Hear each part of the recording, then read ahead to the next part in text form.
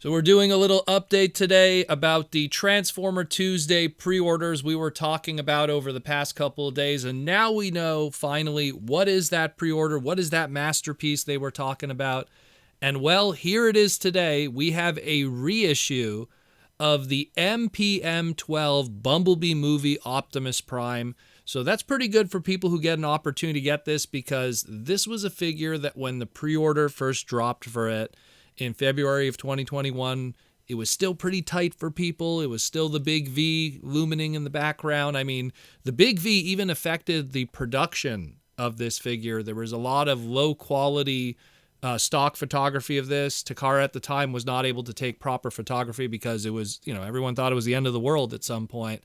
So there was a lot of precautions that were being done in Japan and everything. And well, ultimately, in the end, this figure came out in August of 2021, and not a lot of people were able to get it. It was, it was a tough thing. It showed up in Targets, it showed up in Toys R Us's in Canada, and that was about it. Original MSRP for this, interestingly enough, and we'll get into that in a moment, was $125.99, so $126 pretty much.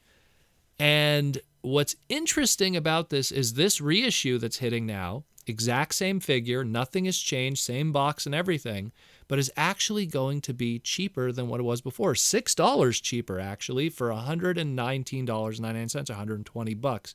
So that's pretty good. You did not get this figure. It's a pretty awesome figure. Again, the masterpieces based on movie stuff always seem to hit good, and this one did a fantastic job. And for $120 to get a top-tier figure, especially if you want to dabble in the masterpiece stuff, I feel this is one of those that even the most hardened non-Bayverse person would want to pick up this one of the movie masterpieces. I love it. I think it's great. This is going to be shipping out September 15th of 2024. So here's your second chance to get a great figure. And yes, this one also got a black repaint at some point. So pretty awesome. Save $5 and get a better opportunity to pick it up. But it's not the only pre-order that is dropping today for Hasbro Pulse and everything like that. So the Optimal was, of course, this MPM, the Masterpiece Optimus. But we also have some Earthspark items from the Takara-Tomy side of Japan. And it's quite interesting because we knew about the Thrash and how the paint was going to be different on that one. That's not the one that's the big deal. The big deal, actually, is the Prowl. So in America, our Earthspark Prowl is just pretty much a straight up repaint of our Cyberverse Deluxe Class Hot Rod figure given a Prowl color scheme. But Japan don't play like that. Japan was like, nah, we're not going to do that. So Japan took the Cyberverse Deluxe Prowl figure, what a surprise, that's what I was always wondering, and gave it a, if you didn't know, then you wouldn't know that there was a difference, but there actually is quite a bit of differences between the two. They gave it a more updated color scheme, a little more budget and paint for the Japanese market. Has painted in feet. The fists are blue. There's different paint deco on the front of the vehicle. As a result, the front of the chest.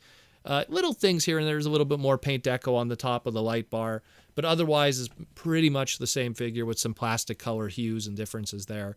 So pretty much you have two different Prowls for Earthspark, the American one based off of Hot Rod, and the traditional Prowl based off of his Cyberverse design. Once again, Earthspark just kind of recycling old molds. Again, this series is kind of on its way out in a lot of ways and has been quite underperforming in Japan from what I've heard too. So we'll see what happens. 2025 will be a new generation, a new era, and potentially a new show.